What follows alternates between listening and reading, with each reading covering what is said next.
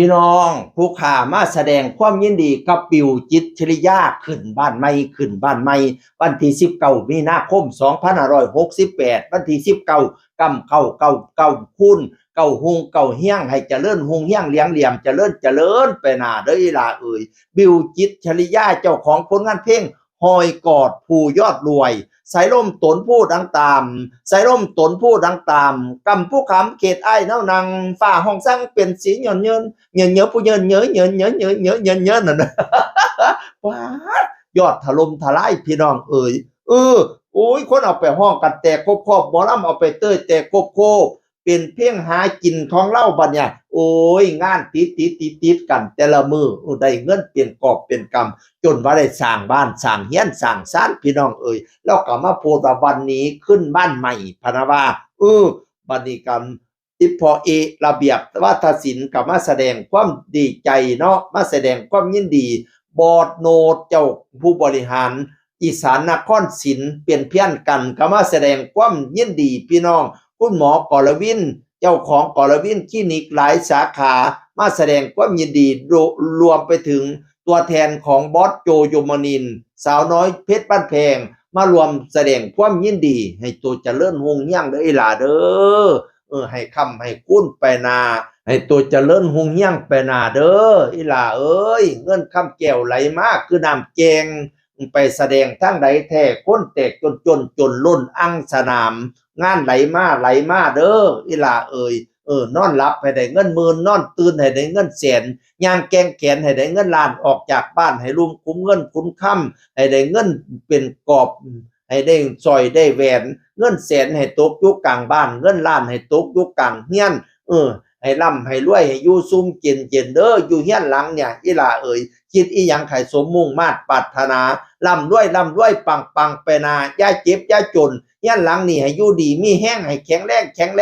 งสัตว์ตั้งแต่กี่คันผู้เฒ่าอีสานเฮาพาขึ้นบ้านใหม่พี่น้องผู้เฒ่าเพิ่นก็สิเฮมาเนาะมีเสียมีหมอนมีของมงคลมีแหมีด่างมีกี่มีอะเฮมาแล้วเขาเจ้าก็สิถามเด้ผู้นั่งถ่าอยู่เฮียนก็สิถามพากันมาแต่ทางใดน้อมาแต่อันเมืองมันค่ำท้องผู้แลวหวังสิมาปองปุนสร้างน้ำเฮือนหลังใหม่หวังสิมาอยู่ส่วนทั้งพี่ให้ซุ่มเย็นได้ยินข่าวว่าทั้งพี่พระเจ้าก่อแผ่นดินพระอินทร์ก่อแม่น้ำนั่งน้อยเมฆพลาได้ยินว่าสร้างแค่หาห้องเฮือนซ่านหลังใหม่หวังสิได้อยู่ส่วนทั้งพี่ฮุงเฮืองว่าสิมาคุ้นคำน้ำเจ้าให้ฮุงเฮืองสัตว์ตัวเพิ่นก็สิเว้าไปพี่น้องกันแม่นได้อีหยังมานำแน่ล่ะสิมานั่นน่ะถ้าพุทธก็สิตอบโอ้ยได้มาเบิดของมงคลพระพุทธเก่ามานำพระธรรมเข้ามาพร้อมสังฆาเจ้าคล้องถ่าอยู่อาห้ามผู้แล้วมาเบิดแหลูกท้องมองลูกว่าเอามาบ่เอามาขะน้อยกุบช่องฟ้าผ่าช่องดาวได้เอามาบ่เอามาขะน้อยถ้าทีซาสาข่อยขาสร้างมาว่าก้อยเอามาบ่เอามาขะน้อยเพิ่นก็สิตอบถามกันพี่น้องผู้เฒ่าแต่โบราณคันว่าสิอยู่เฮียนหลังนี้ฮู้บ่เฮียนหลังนี้มีชื่อว่าจังไดเสาต้นที่1ชื่อว่าขุนพิทักษ์รามต้นที่2ชื่อว่างามเมืองพ้นต้นที่3ชื่อว่าส้มนครต้นที่4ชื่อว่าขวัญเมืองต้นที่5ชื่อว่าเมือง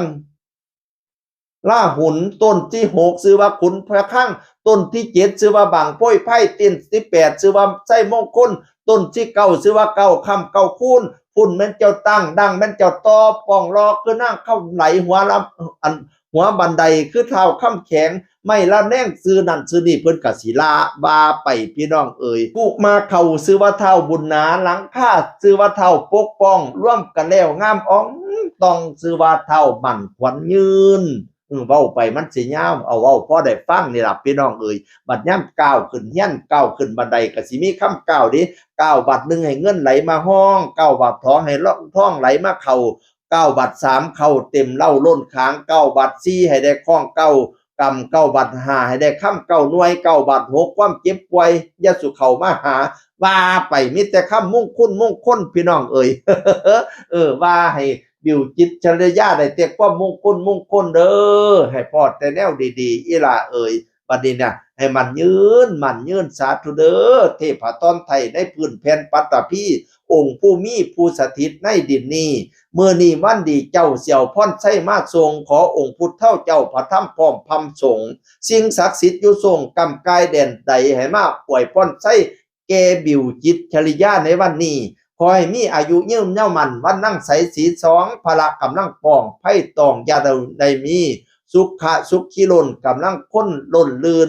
การงานราบรื่นสมหวังแท้ทุกประการเด้ออีหล่าเอ้ยกินหอดเงินให้ไหลมากองกินหอดทองให้ไหลมาเข้าเต็มกระเป๋าอึ้งตึงปั่นพ่อใหญ่อึ้งจัก2-300พ่อได้ซื้อก้อยมาคุยกินเนี่ย จากเสียงอึ้งคนเก่ามาเว้าสู่ฟังสวัสดีครับสวัสดีครับ